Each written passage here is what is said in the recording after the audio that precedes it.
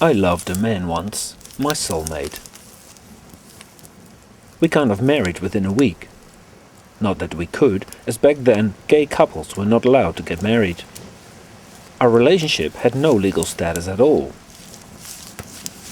This made love complicated, as we lived in different countries.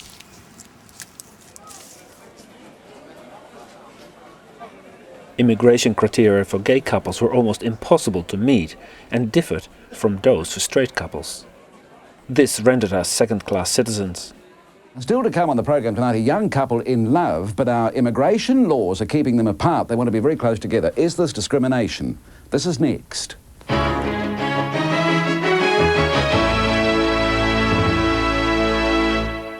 We're not recognized by a state, by a society as having a valid commitment to each other, a valid kind of tie. The fact that the only way that we can be together is either through a telephone or through a fax machine, which is what we've been, our relationship has been kind of reduced to that. The fact that we can't have a home together because neither of us can be at the same place legally with the other. After 6 years of fighting for justice, we were finally granted the right to permanently live together. But by then, the struggle had taken its toll on our relationship and our health.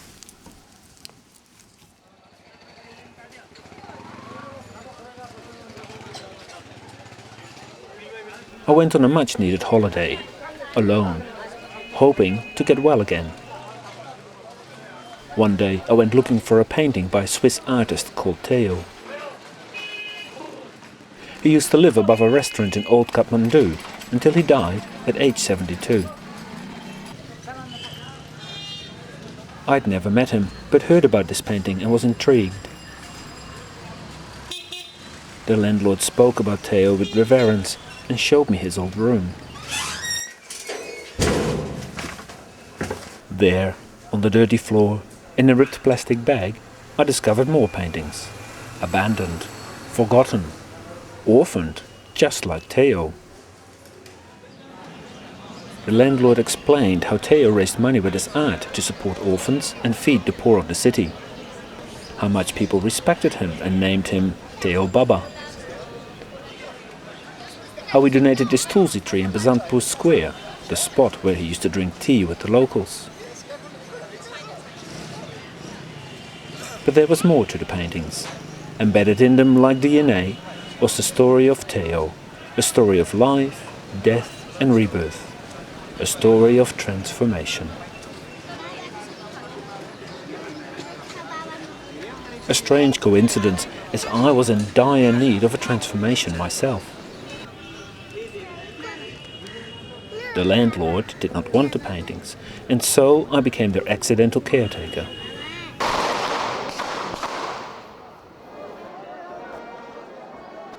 Little did I know that nearby, and at the same time, the entire royal Nepalese family was assassinated. The next day, all hell broke loose. I filmed at the funeral, unaware that my camera was broken. When the police pushed back the crowds, people panicked and stampeded towards me.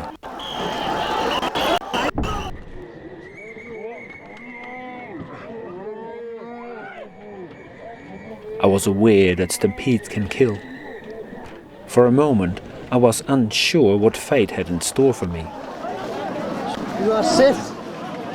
Dazed, bruised and shaken, I scrambled out of the pile of people with the camera still strapped to my hand. Later, I discovered that the fall had fixed the camera.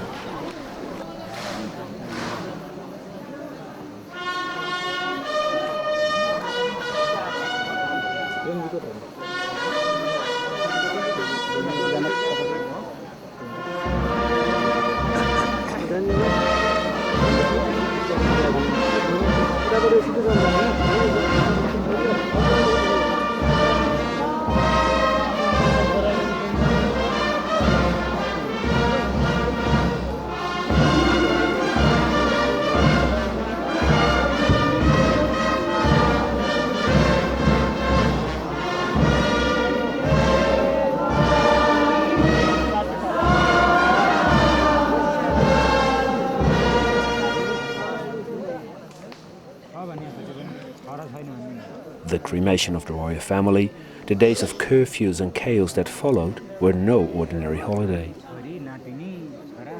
Theo's story and paintings were no ordinary souvenirs.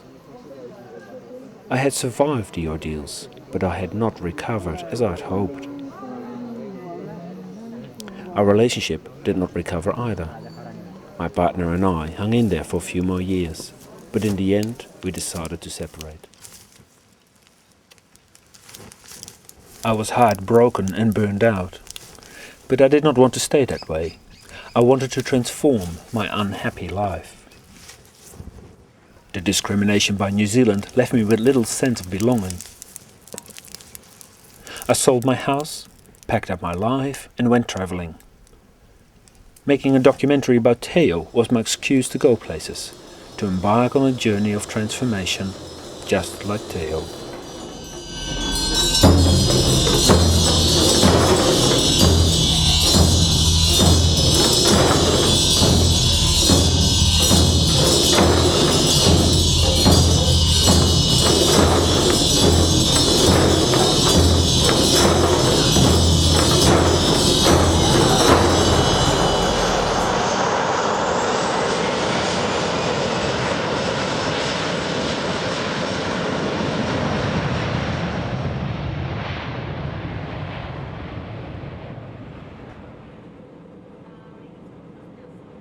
A fellow passenger asked me why I was travelling. On hearing my story, she mentioned El Camino de Santiago, a Catholic pilgrimage in Spain. I stopped being a Catholic at age 16, so I paid little attention, until I experienced a strange vision.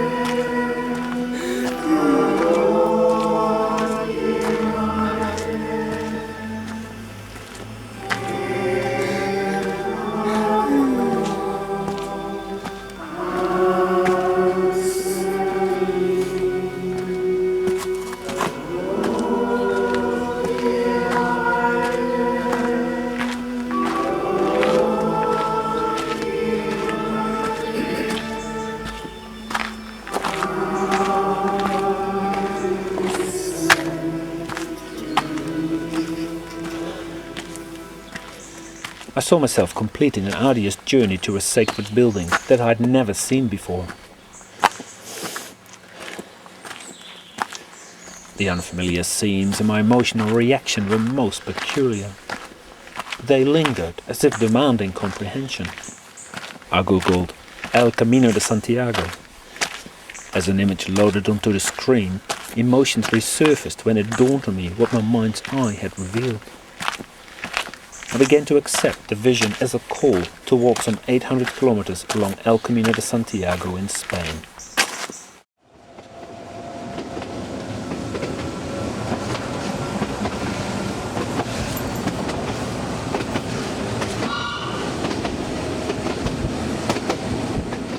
Theo wrote an autobiography. It was titled Menschen wie dich sollte man töten, German for People like you should be killed. It was a line once addressed to Theo and epitomized the status of second-class citizen he inherited at birth. He was born in 1928. His Czechoslovakian father had a traveling dog circus. His Swiss mother was only 18 when she gave birth. They were not married.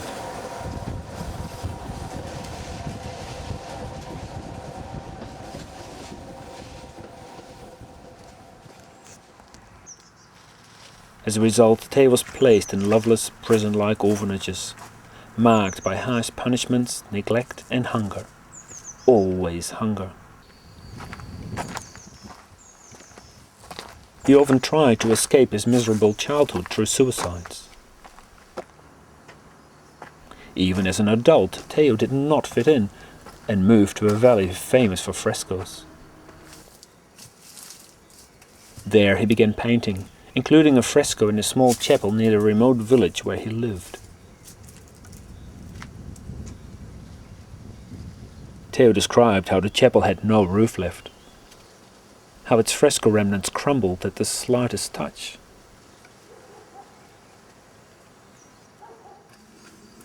How he painted it intuitively, without thinking or planning. And how much the result pleased the local farmers.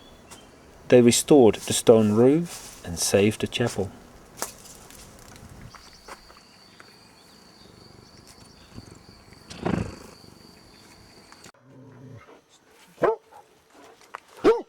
Vuole venire a bere un caffè intanto? Si. Tu parles allemand? Non, Non, français? Oui, je peux un peu français. Je suis de la Nouvelle-Zélande Ah oui? et je suis ici pour rechercher une histoire d'un homme comme s'appelle Theo. Ah oui. Tu connais? Oui. Tu connais? Non, quand je suis née, Oui. lui il est déjà parti. Oui, il est mort dans l'année 200 000. Oui, oui, Oui, oui. oui. Sa maison c'est la petite là. Oh, c'est très bien. Bonjour. Meeting Theo's neighbors, finding his fresco in house was so wonderful.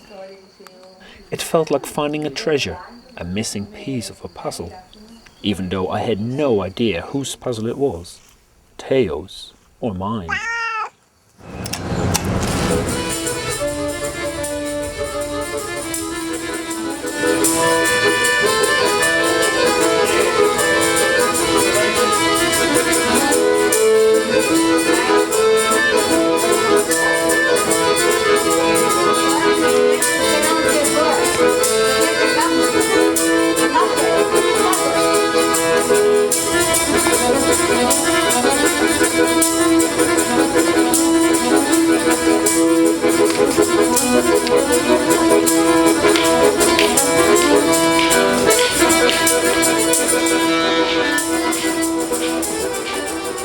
At age 45, Theo was still treated like a second-class citizen. He had enough of life and planned the ultimate escape. An escape from a country where he felt unloved and was always picked on. He had no family, no ties, sold his car and house, and used the money for a final journey along the hippie trail from Europe to India.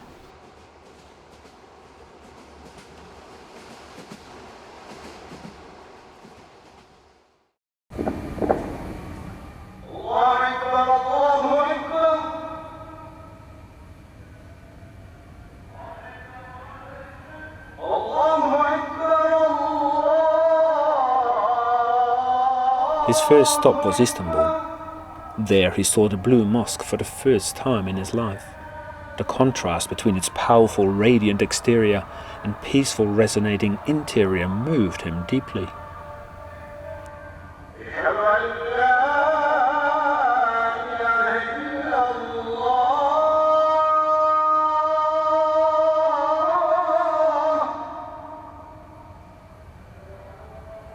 He felt like praying again and kneeled before God.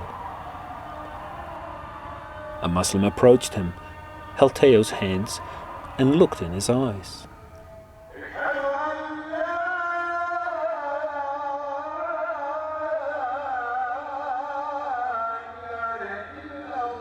The Muslim searched his pockets for money and found some, his last 5 liras, and gave them to Theo.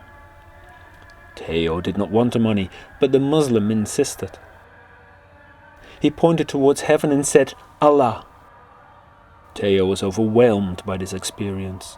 It brought tears to his eyes.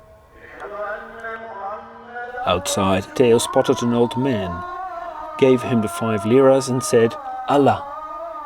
The man was happy. Theo too. From then on, Theo decided to gift just like the Muslim in the mosque.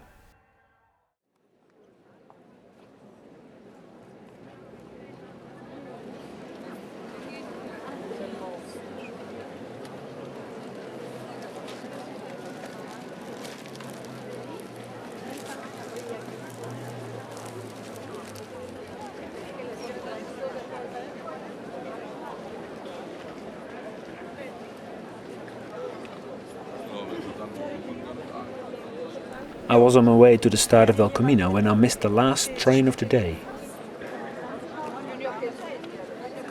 I struggled to make a decision about what to do instead. Fevers hampered my ability to think. Packing up my life had utterly exhausted me.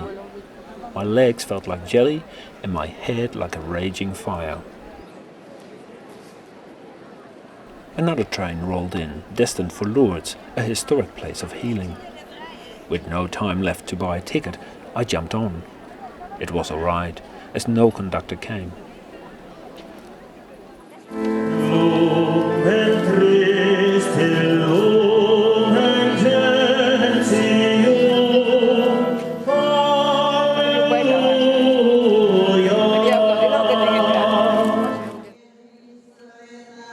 "5 days and nights I witnessed the Marian processions.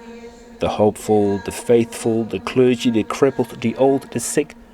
Pilgrims waving banners and flags demonstrating parochial pride, as if on a medieval crusade.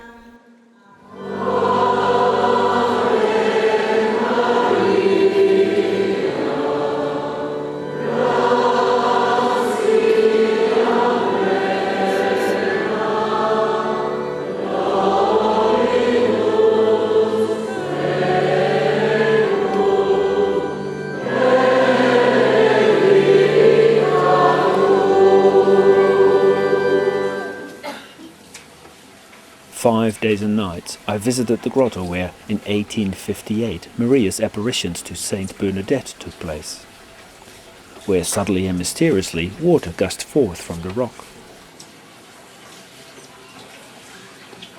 where Maria told Bernadette to drink from the spring, its water said to have healing powers for those who believe. The grotto, where all go silent, humbled by the prospect of a miraculous healing. But it was a very dry summer.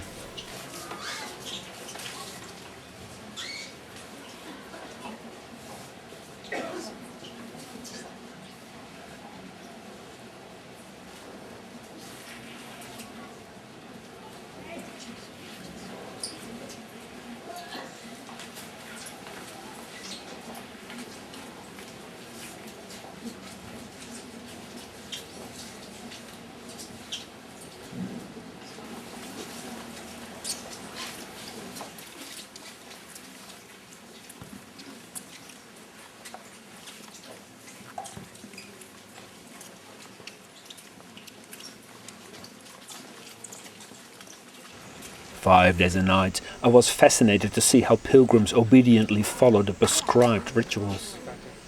Out of curiosity I tried them too, but they did not resonate with me. Instead, I just observed them through my lens, drank lots of spring water till my fevers eased, my head cleared and my legs firmed. After 5 days and nights I was well enough to leave this unscheduled pit stop, without which I could not have started walking El Camino.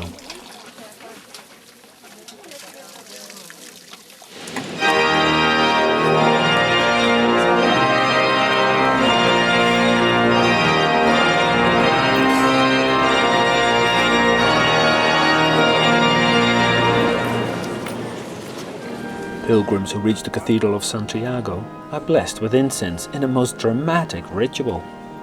While the organ and a nun bellow, several men make the incense vessel swing within inches from the ceiling.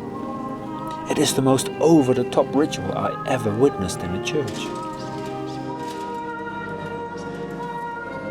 The high drama was a bit much, yet its intensity seemed to encapsulate the magnitude of my El Camino experience, a kind of ritualistic summary of what I had been through. Strangely, that moved me deeply, as walking El Camino was no picnic.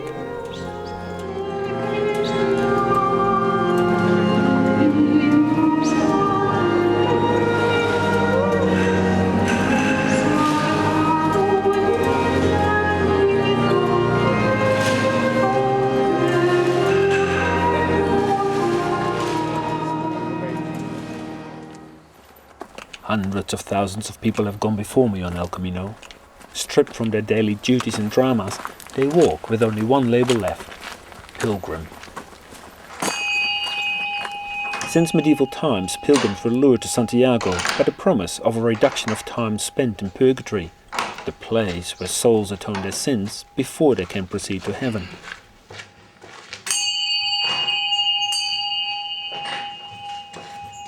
Maybe the Catholic concept of purgatory is similar to the Buddhist concept of bardo, the transitional state between death and rebirth. Perhaps issues from a life that was delay a moving on.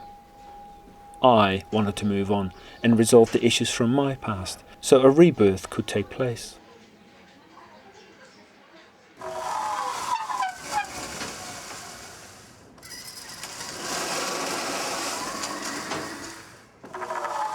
I had no idea how to transform my life, but heard that walking El Camino can have a transformational effect on people. I hoped that this pilgrimage would set my transformation in motion.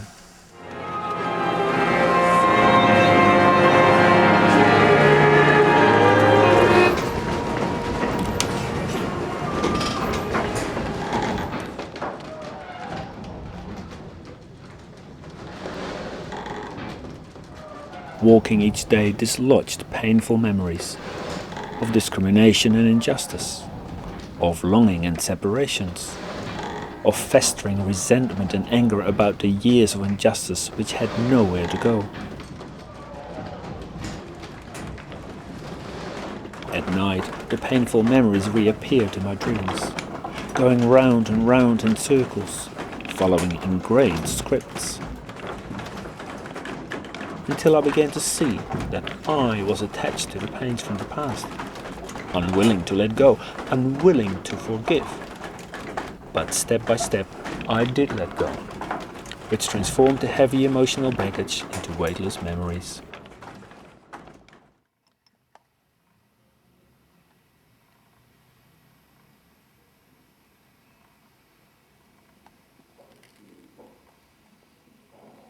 I still had 12 days to walk when a sudden abdominal pain forced me to rush by bus to Santiago. The doctor said that medication had caused internal bleeding which, if not stopped, would mean death. There was nothing I could do except surrender to his care. Hola. Finish. Thank you.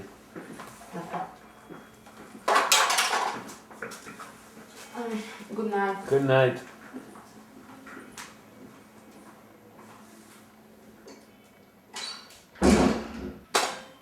Swift intervention halted the bleeding.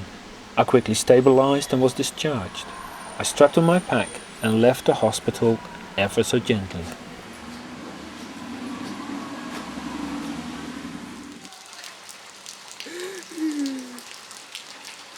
Like a lost soul, I stumbled through Santiago, bawling my eyes out, feeling defeated and utterly bewildered about this sudden end to my pilgrimage.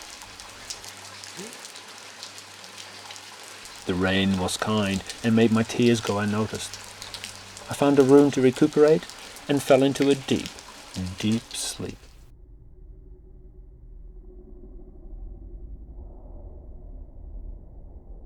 My body needed rest instead of walking, but I struggled to detach myself from El Camino till a dream showed me the way.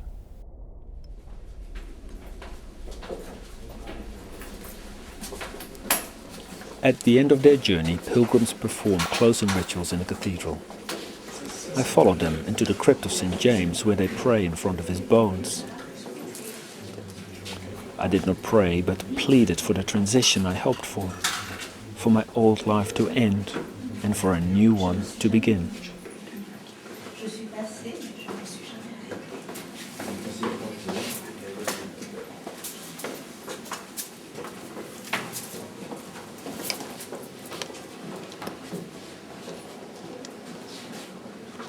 I wished a miracle, but as I stepped out of the crypt, nothing had changed.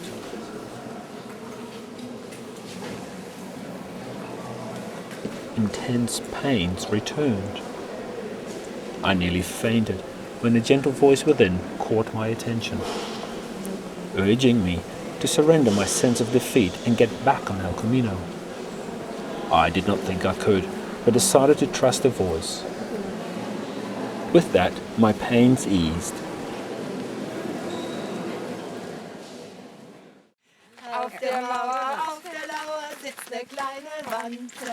Auf der Lauer sitzt eine kleine Wanze. Schau dir mal die Wanze an, wie die Wanze tanzen kann. I surrendered all excess baggage, my precious sketchbook, my need to do 2 things at once, even my hope to finish El Camino.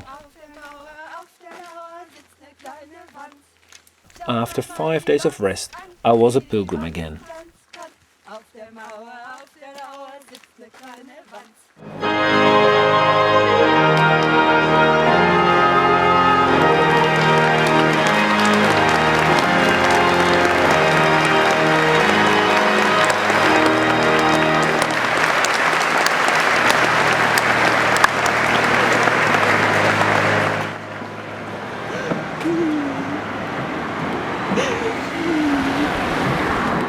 Every day of this pilgrimage I cried, including this very last day.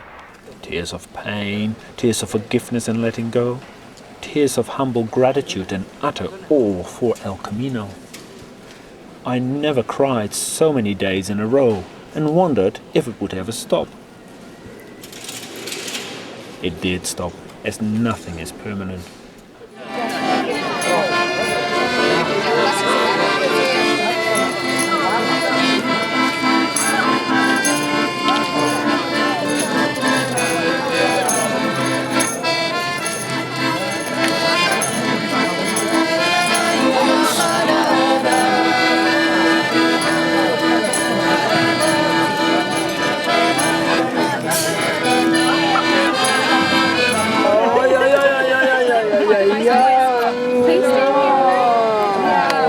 Well done. Finish. I'm glad. But very sad. Yeah, very sad. I was glad that I followed the cue of the vision, otherwise I would have missed out on this amazing experience.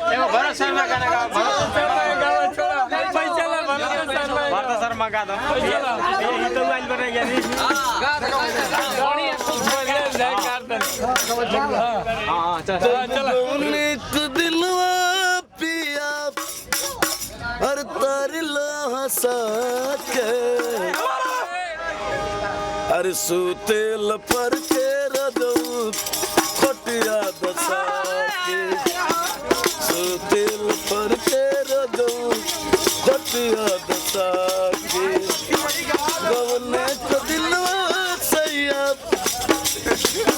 तारे लो हंसा के सूते लपर के पिया खोटिया दसा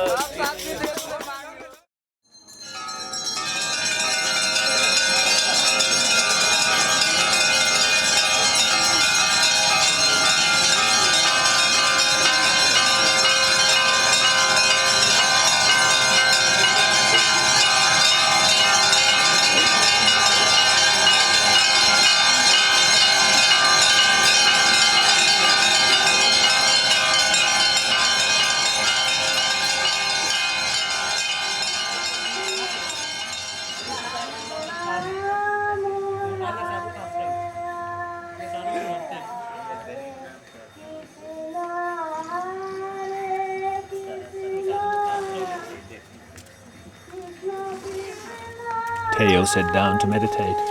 The singing enabled him to sit upright and still in a way he never could before.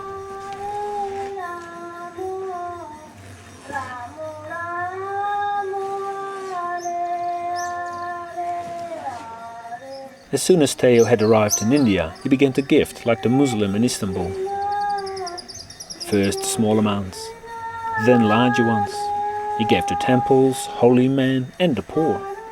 They gave him respect and kindness in return, something he had never experienced before.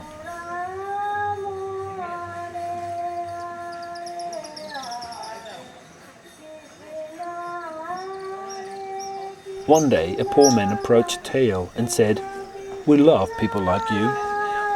Never before did he hear such kind words. They were like ointment on his wounded, orphaned soul. Theo did not commit suicide and kept on giving money away until it was all gone and returned to Switzerland empty-handed.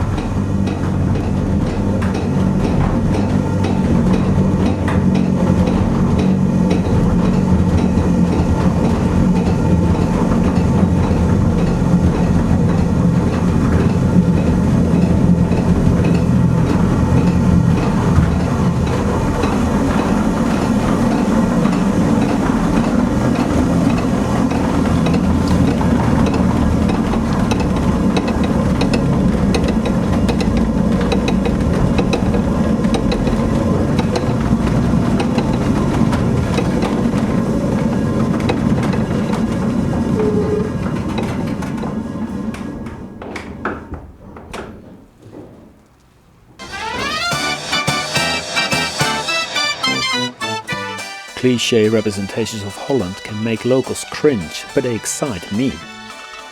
I belonged there before I became a New Zealand citizen, which makes me a tourist when I visit now. I need to return from time to strengthen the weakened sympathetic vibrations of culture, language and land. Vibrations that only exist there.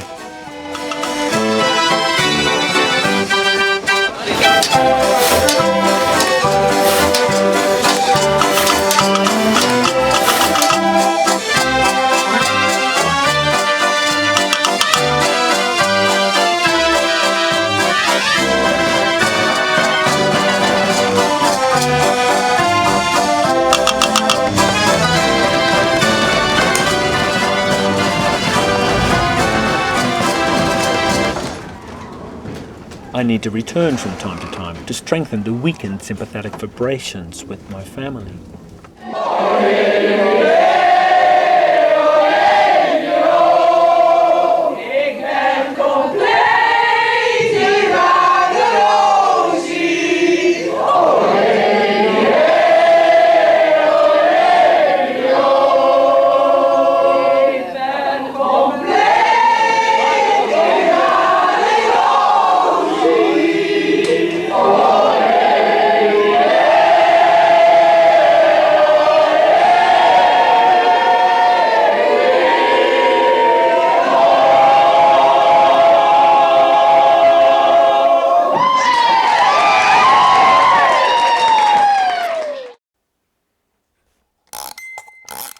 The indigenous people of New Zealand have a spiritual connection with the land where they come from.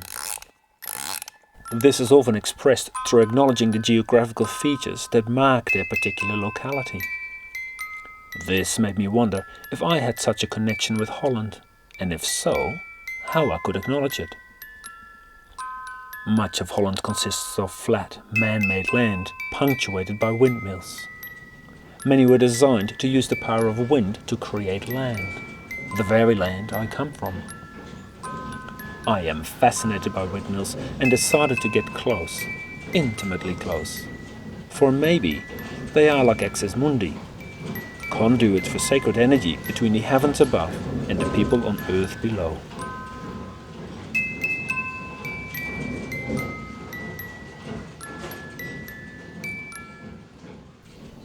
Tibetan pilgrims worship their Axis Mundi by circumambulating the sites and spinning the objects they hold sacred, to energize them and to be energized by them. I wondered if windmills could energize me. I used filming as an excuse to linger, to be present and observe for extended periods of time, as one does in a meditation.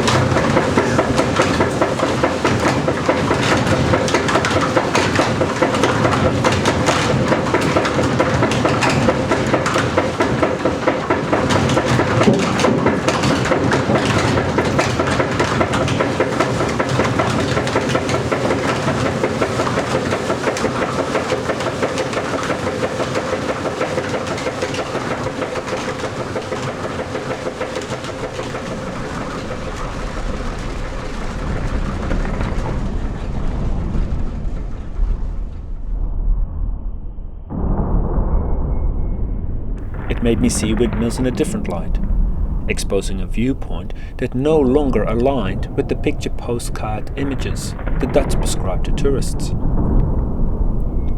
As a kid, I found it hard to define my own viewpoint. My self-esteem buckled under the pressures to conform. Except 3 days each year during the traditional carnival, when being different becomes the norm and madly celebrated.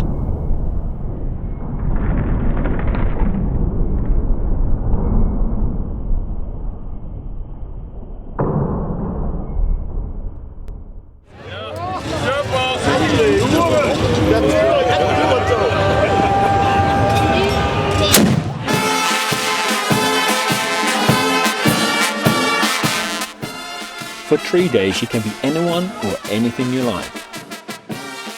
Your hero, your shadow. You can mask your identity or show your true self. As for 3 days, a quasi-prince rules and judgments are suspended.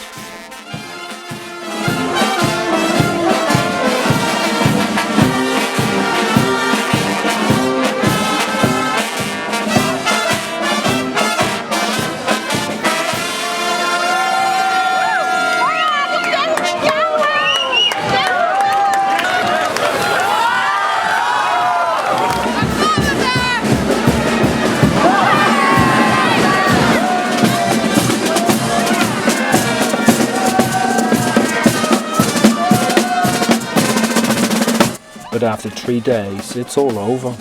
Conformity becomes the norm again, and judgments reappear.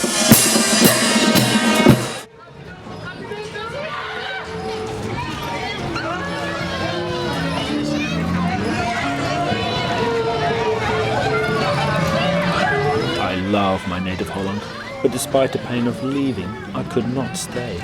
Before I moved permanently to New Zealand, I travelled as much as I could.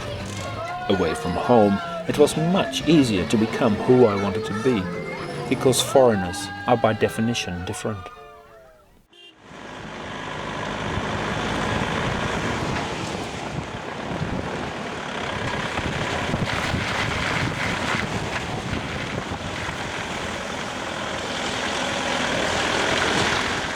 There's something special about hanging out with Tibetans. I travelled many times to the Himalayas to have a cup of tea with them, just like Theo.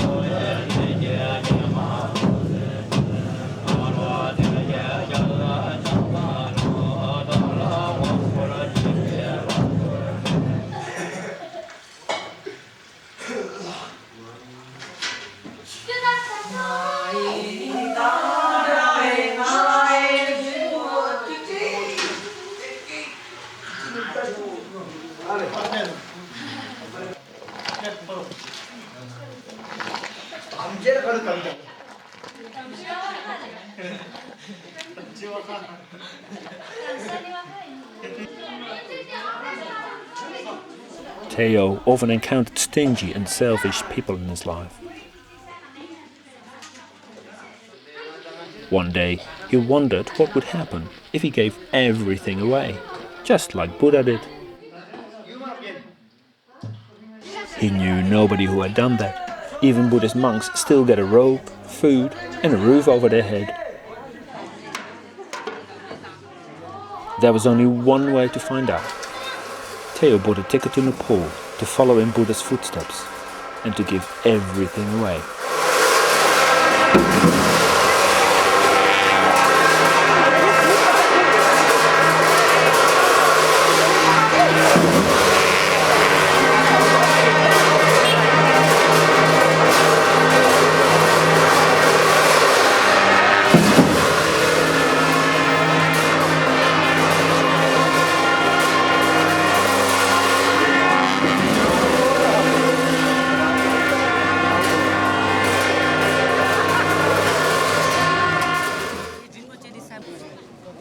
He put all his money in an envelope with a note for the Dalai Lama, for his people in need.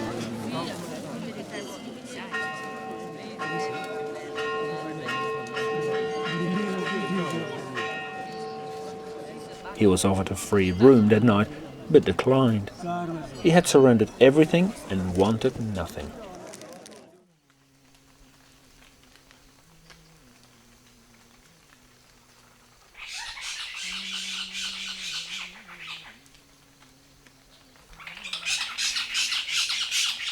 He sat down waiting for nightfall, burned incense to invoke divine protection.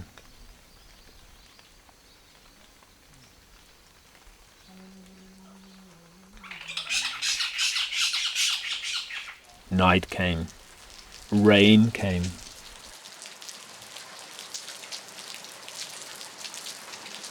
If it's thy will that I get sick, so be it, he said. In that moment, Teo surrendered his life. But then he remembered the free room he was offered, which he took as a cue that God did not want him to die. He chose to accept the free room, and with that he accepted the gift of life, a symbolic rebirth.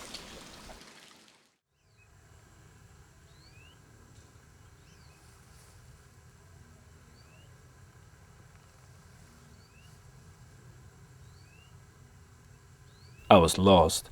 I knew where I was, but I did not know where to go next or whose journey to follow, Teo's or mine. A house-sitting opportunity brought me to a remote mansion, which seemed the perfect spot to sort myself out. To my surprise, I spotted a Dutch pirate radio ship in a nearby wrecking yard. When you're walking down the street with your transistor radio, everybody has a good time.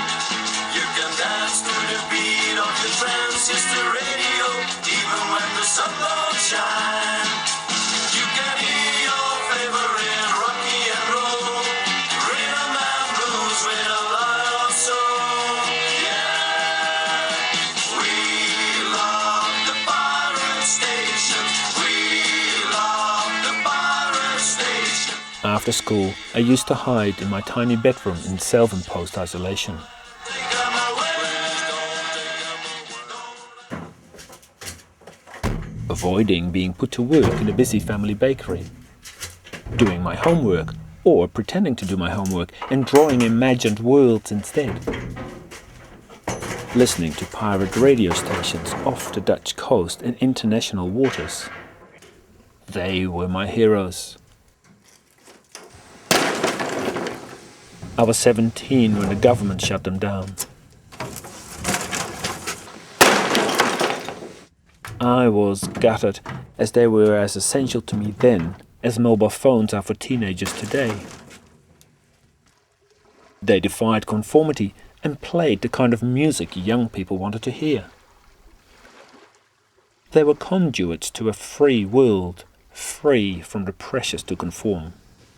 Maybe they gave me the courage to defy the conformity the straight world expected of me. How strange to find such a Dutch radio ship being wrecked on this Scottish island. Spending a few weeks alone in a big mansion symbolized isolation and loneliness for me. This radio ship reminded me that I've known both since I was a kid. That no one wanted to play with me kid. That endlessly teased red-headed kid. That closeted queer kid, which feared that coming out meant losing family and friends. Check this out too. But one day I did come out because the straight jacket I was wearing prevented me from becoming who I really was.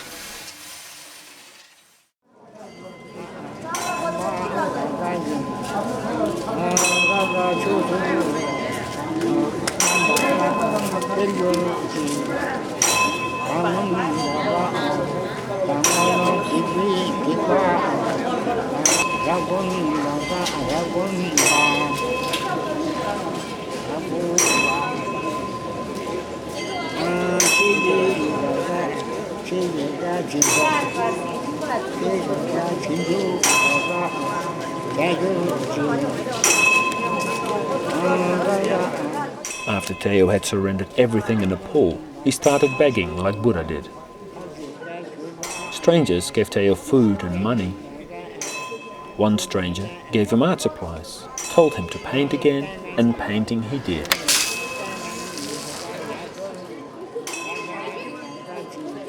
The eyes of Nepal.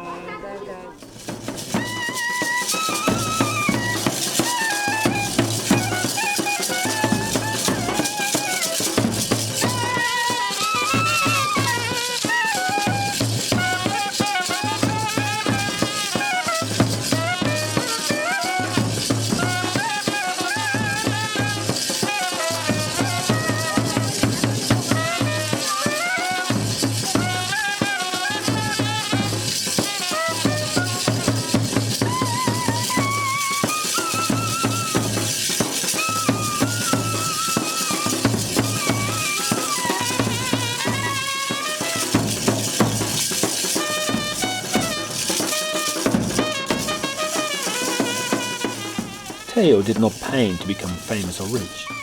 He painted to raise money for the poor. He sold the paintings back home in a much richer Switzerland. There he raised 10,000 Swiss francs, which he took to India to distribute there.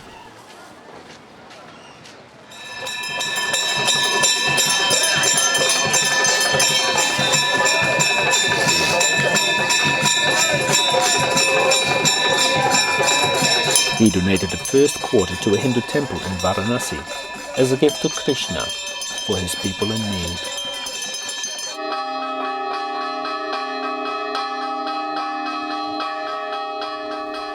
He donated the second quarter to Mother Teresa in Calcutta as a gift to Jesus for his people in need.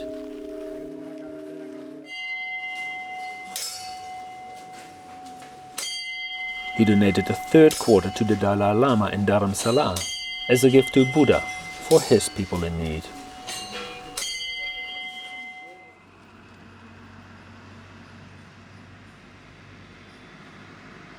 He intended to donate the fourth quarter to the Muslims in the Blue Mosque in Istanbul, but his ticket did not include Turkey. Instead, he went to Kathmandu, where locals suggested to cook food for the poor.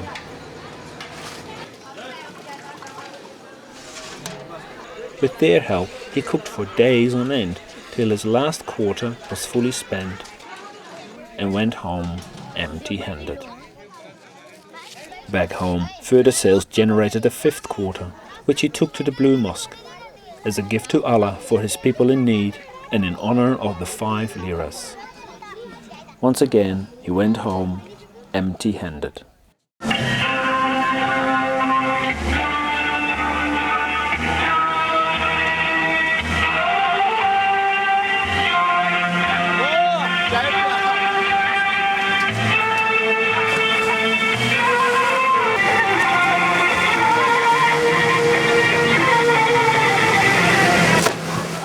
After exploring Dutch windmills, I became fascinated with all things that go round in circles and make a noise.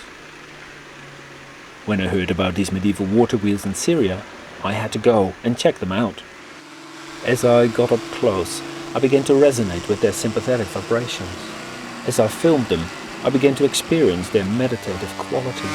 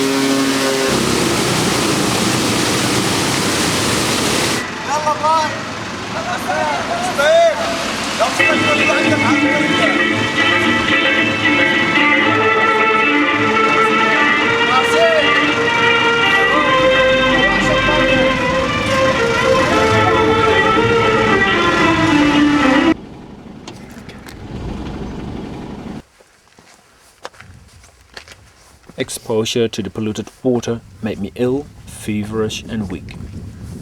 I sought refuge at the monastery of Mar Musa in the cooler desert mountains, hoping to find some peace and quiet. The last mile can only be traversed on foot.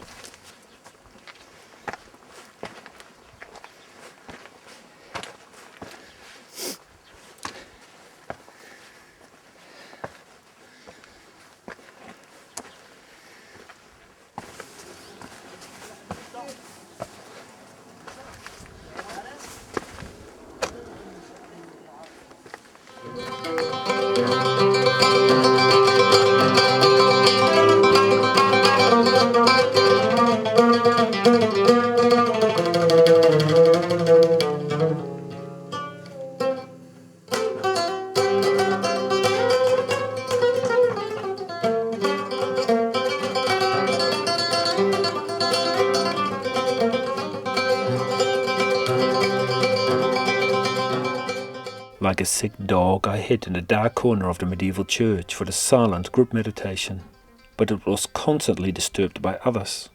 This fueled my growing agitation, triggered earlier by someone pressuring me to see a doctor. All I wanted was space and time to heal the persistent fevers with rest, as if at home.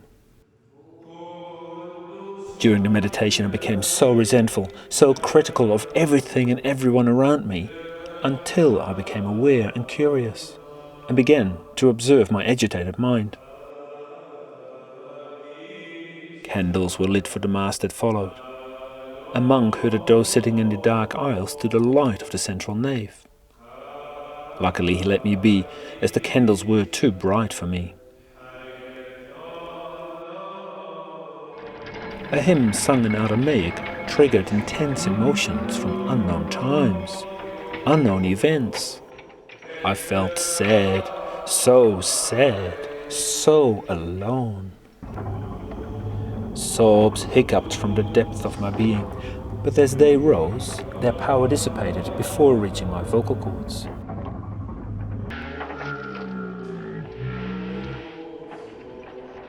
Noxious scripts from the past regurgitated, but as they rose, their poison neutralized before corrupting my speech.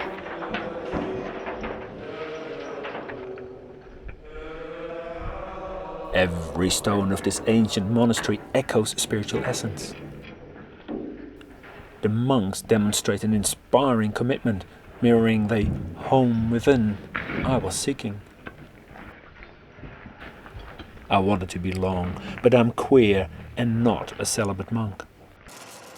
Critical thoughts try to justify my sense of being different, condemning the priest every time I said Allah, God or Dio, denying his noble intentions to welcome all nationalities, loathing the daily rituals and prayers, denying their soothing qualities, calling my internal sobs pathetic, denying their healing vibrations.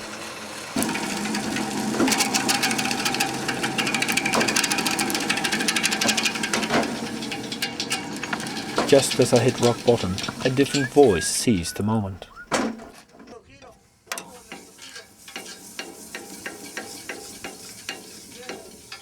Reminding me that I was wallowing in self-pity, urging me to rise above it.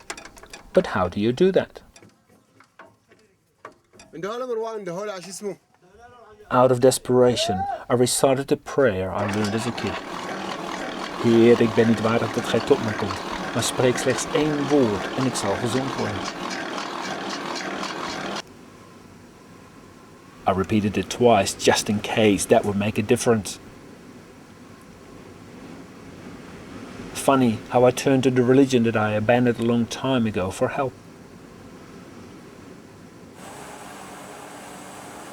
After Mass, I lingered in my dark corner, hoping for an intervention by a force more powerful than I, that could pry open the slightest vent in my heart to let anger out and compassion in.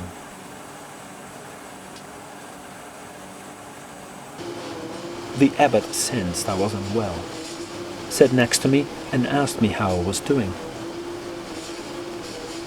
I was too depressed to speak. Instead, I gestured a so-so with my hands. He asked if I had a family. Would he also ask why not, like so many before him? Did he assume that I was a heterosexual? Would I again have to go back in the closet out of concern for my safety? The notion angered me. I broke my silence with a "No, I am gay." Words never uttered in Syria, as gays disappear without a trace. Time slowed down as I waited for a reply. The priest did not blink an eye.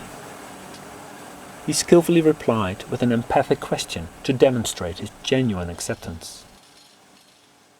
I no longer had excuses to criticize the celibate religious them to justify the queer spiritual me. I could leave my dark corner and be myself, enjoy their company, and absorb the healing vibrations of this ancient sanctuary. The next day, I was better.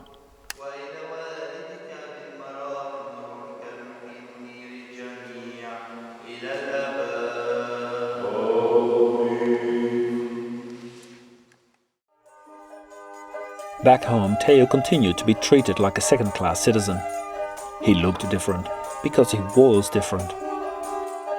He could not stand it any longer and moved to Nepal, where people accepted this stranger unconditionally. Not that he was a saint, but they just did.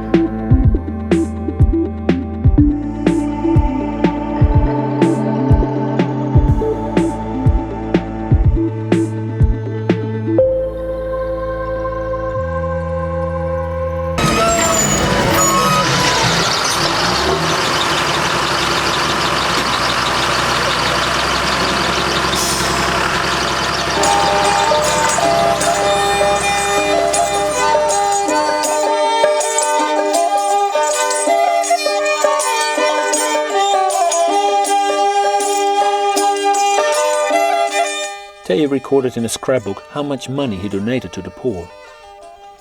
Money he raised through making and selling his art. They still keep his scrapbook at the restaurant in Kathmandu. He also became a regular benefactor of the nearby Porapakar orphanage.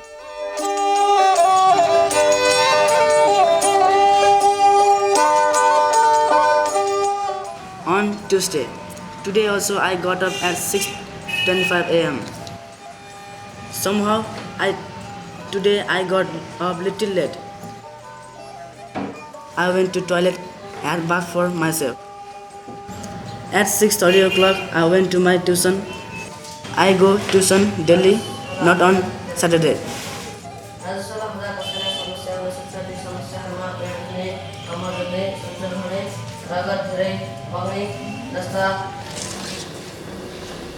After I had some rest, I took my breakfast.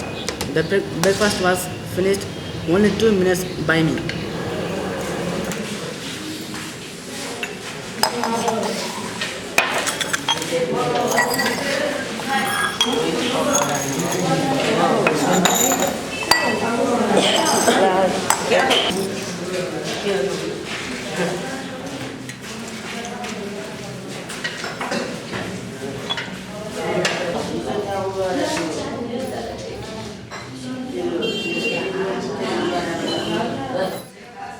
After that, I went to study in my study room.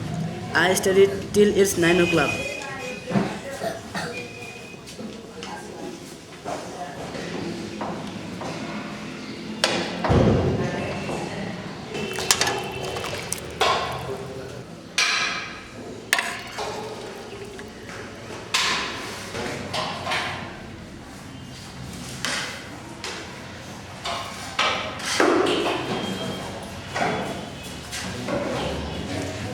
At 9 o'clock, I took my lunch.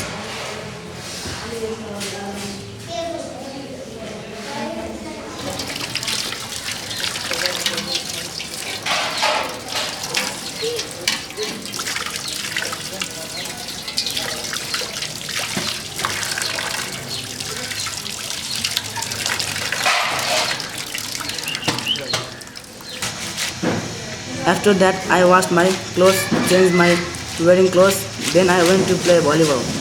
I play volleyball daily with my friends and brothers.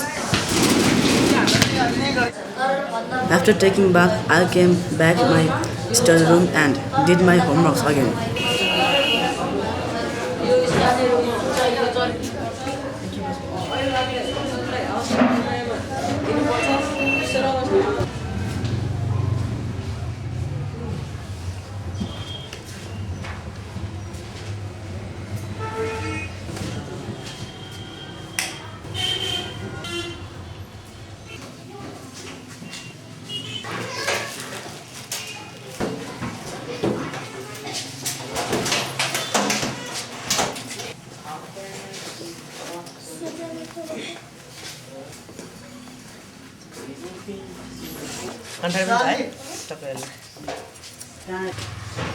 I loved hanging out with the kids. I was so impressed with their independence and their nurturing for each other and strangers like me. This children's home must have been like another soothing ointment on Teo's wounded orphan soul.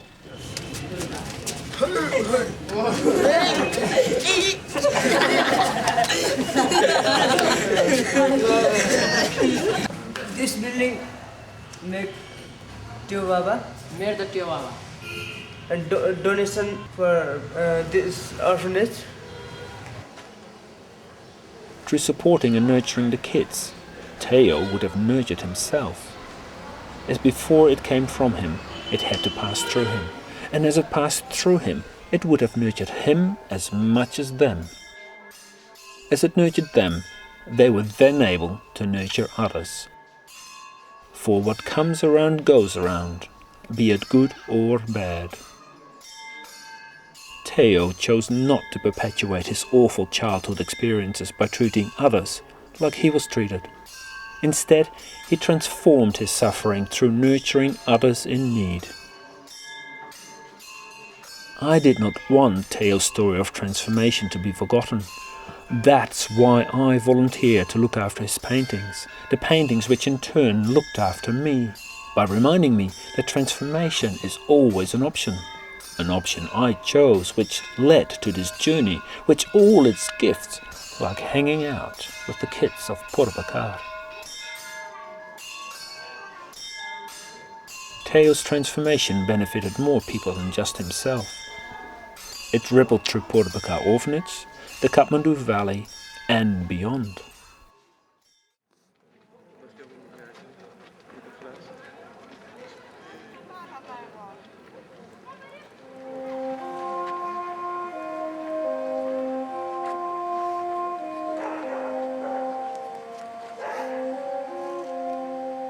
I enjoyed the luxury of an artist in residency. Its focus is a bridge between Slovakia and Hungary. After laying in ruins for decades, it connects the two countries again. I lived on the Slovak side, opposite an orphanage with over 30 children, many of them Romani or Gypsies, stigmatized by their lack of belonging and second-class citizens, just like Teo. The orphanage stands in the firing line of a Hungarian castle. It has loudspeakers aimed at Slovakia that broadcast a nationalistic tune every day at 4:30 p.m, lamenting the exact moment the current border was created, which saw Hungary lose territory and citizens to Slovakia after World War I. The river became the new political border, a no-man's land which separated people like the Berlin Wall. But those separated people created barriers as well, invisible ones. When a river is a barrier, you can build a bridge. When a wall is a barrier, you can build a gate. But when a barrier is in the mind, what can you do? I encountered many invisible barriers. Language barriers, as I did not speak like them. Cultural barriers, as I did not consume meat or alcohol like them. Unspoken barriers, as I was not married with children like them, and felt it was not safe to tell them why.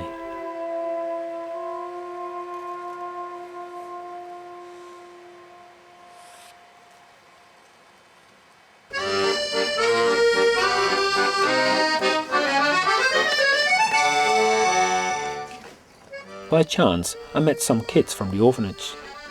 Their friendly response to this stranger from New Zealand was refreshing. I initiated an art project with the kids to show them through creative processes that you can transform anything, including stigmas. At first, they all drew similar pictures of a house, blue clouds and a yellow sun. But after challenging their unintended conformity, they all began to make markedly different art. Most probably a gazán. She thinks it's not ready. It's still not ready.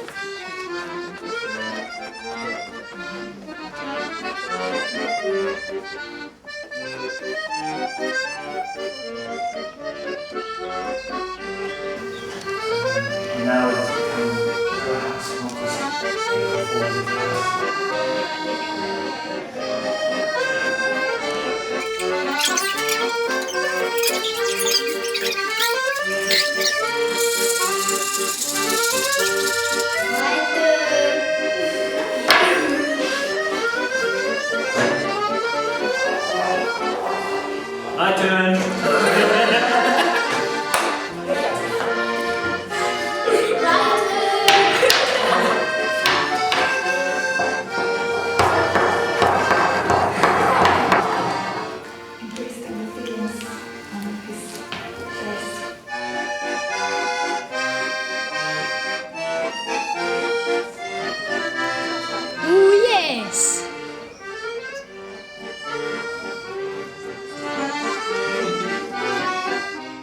had a great time with the kids, but it was hard to connect with the local adults.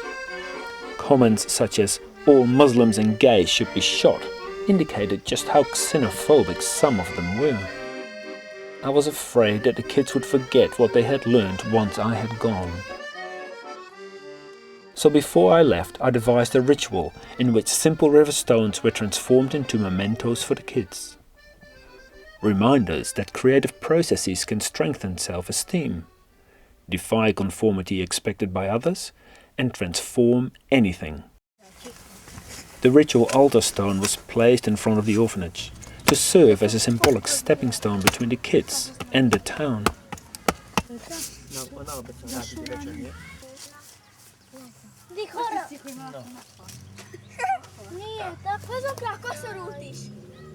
I had been given a traditional Maori jade pendant as a protective blessing for my journey before I left New Zealand. It broke one day, signaling that I no longer needed its blessing, but I could not bear to throw the precious pieces away. On the last day of my residency, they found a new purpose and now serve as permanent guardians in my absence.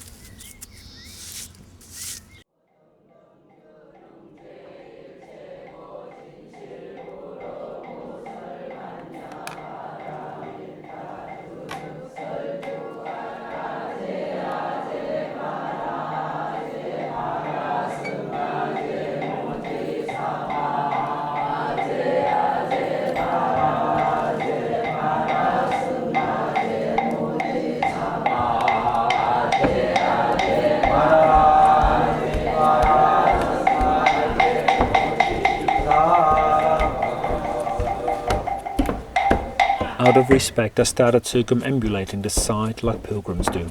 For if this is indeed the birthplace of Buddha, it must be a sacred one.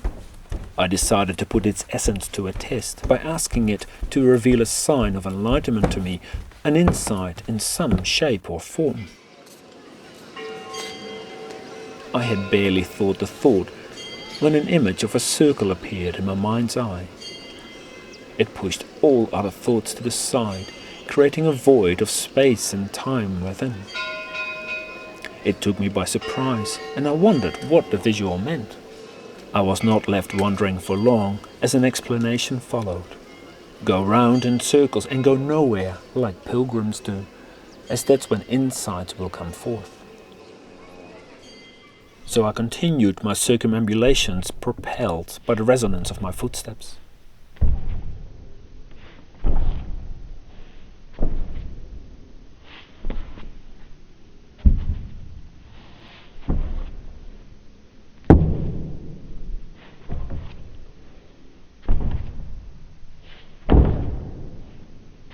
That night, I slowed down the footage I filmed earlier that day. It changed the pitch of the accompanying sound, which disconnected the sound from the event. It transported me to experiences from other times.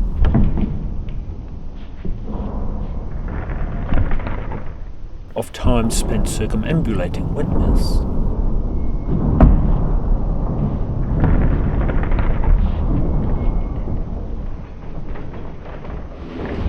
Time spent resonating with their sympathetic vibrations.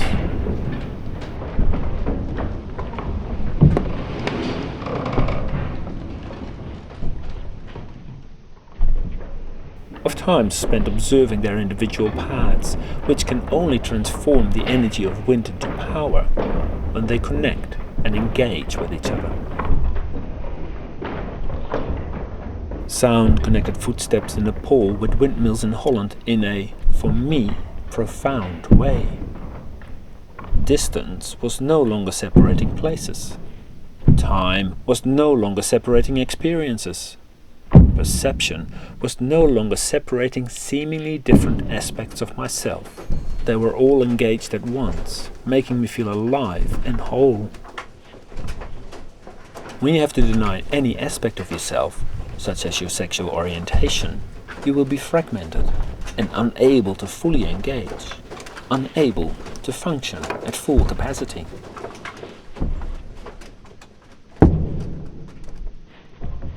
Some people believe they empower themselves or their tribe by dehumanizing others through bullying, discrimination, and in extreme cases, ethnic cleansing. But if one part is taken out of a windmill, no matter how weird, unusual, or foreign it may appear, not a breath of wind will be transformed into power, leaving the entire windmill incapacitated.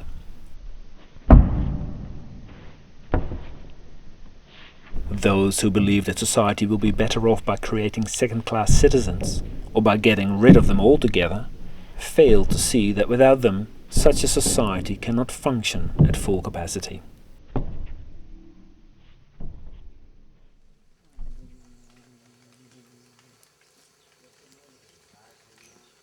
I feel at home in many places and their cultures. Whether or not I belong there is irrelevant. Each offers a unique experience which resonates with a part of my soul that can then come alive and find expression. All experiences combined make me feel whole. I had come full circle here in Lumbini. My journey was done, so it was time to celebrate with a homecoming parade.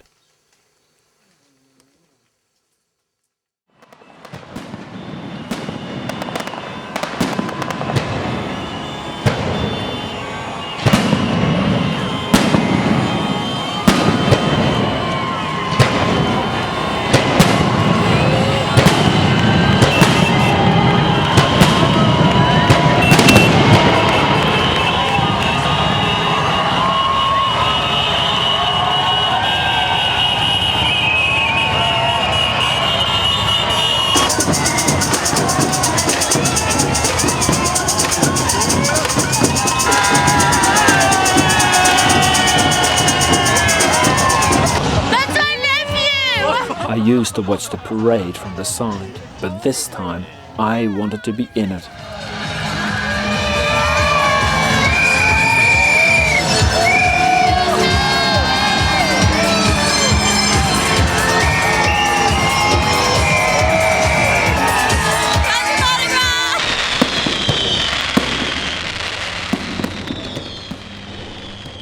My welcome parade was spoiled, ironically, by other queers in my group, who scorned me for wearing too much glitter, for being too camp, for crying out loud.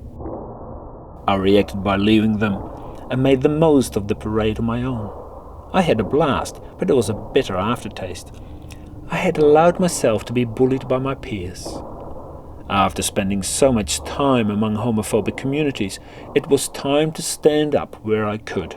If I could not be myself in a queer parade, where on earth could I?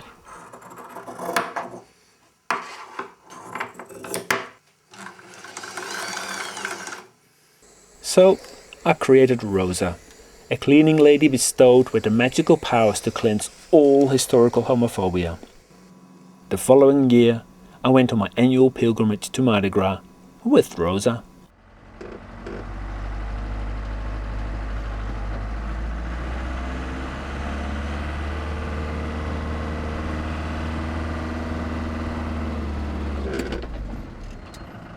Rosa, you can go up to the Kuru Lounge and have some free little treats, but don't eat too much because I know you're watching your weight.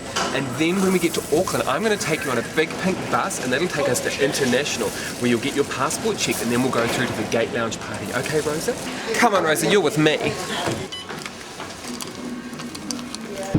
It's our pleasure to have you on board today. We now invite you to sit back, relax and enjoy this flight. But you'll have to check me out.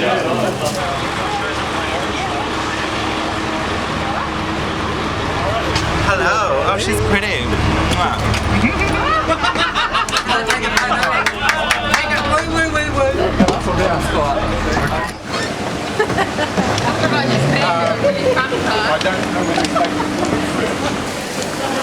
Final call, Kuala Lumpur.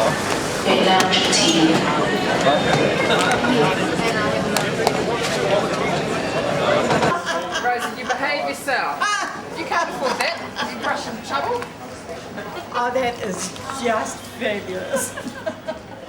I never do drag. I feel utterly awkward doing drag. So I decided to camp it up and go as Rosa, as a challenge to myself and a symbolic up yours to last year's bullies.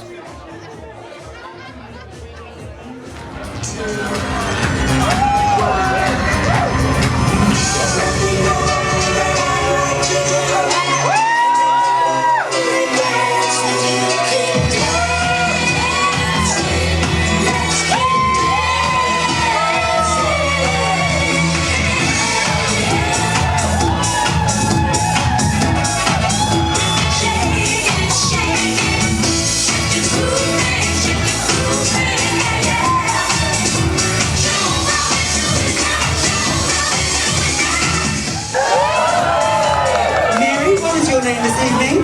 Today I'm duty free. This is Miss Judy Free. Give her a round.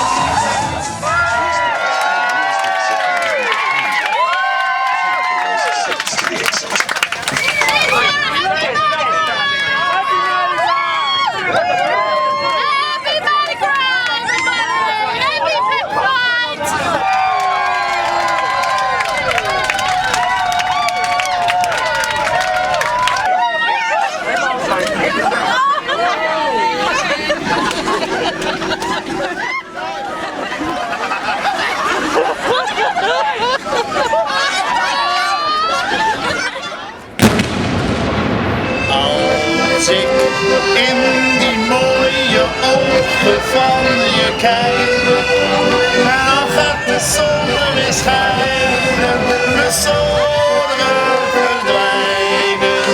Jouw ogen zijn als sterren aan het heelal, flonkerend als kristal, flonkerend als kristal. Rosa conjured Syrian rose water into gay spray, filled her bottle, and started cleansing.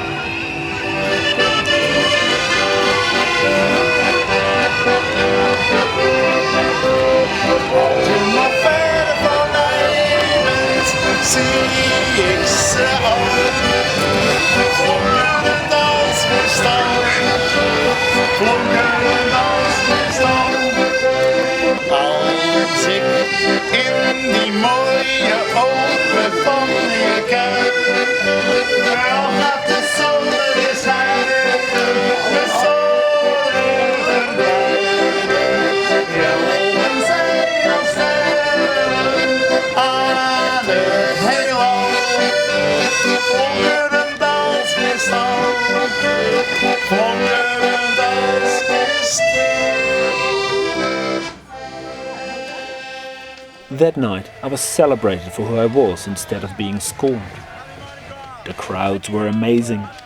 Their sympathetic vibes resonated right through me, making me feel whole again, just as I did during those other accidental pilgrimages. It's fantastic. Did you enjoy that? Yeah, it was great. Oh, good.